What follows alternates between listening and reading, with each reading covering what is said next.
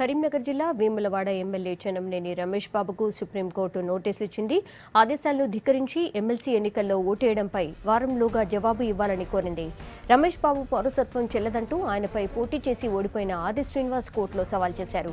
దీంతో చెన్నమనేని పౌరసత్వం చెల్లదని, అనర్హుడని హైకోర్టు తీర్పు చెప్పింది. దీనిపై సుప్రీంకోర్టులో అప్పీల్ చేసుకున్న చెన్నమనేని ప్రస్తుతం స్టే మీద కొనసాగుతున్నారు.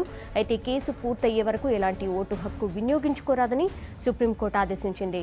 కోర్టు ఆదేశాలను ధిక్కరించి ఎమ్మెల్సీ ఎన్నికల్లో ఓటేయడాన్ని ఆది శ్రీనివాస్ మళ్లీ సవాల్ చేశారు.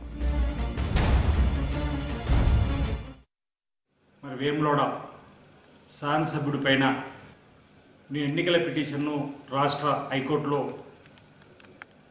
అతను భారతదేశ పౌరుడే కాదు, అతని భారతదేశ పౌరసత్వాన్ని ఎమ్మెల్యే పదవిని రద్దు చేయమని ఎన్నికల పిటిషన్ రాష్ట్ర హైకోర్టులో దాఖలు చేయడం జరిగింది. సుప్రీంకోర్టుకు స్టే కోసం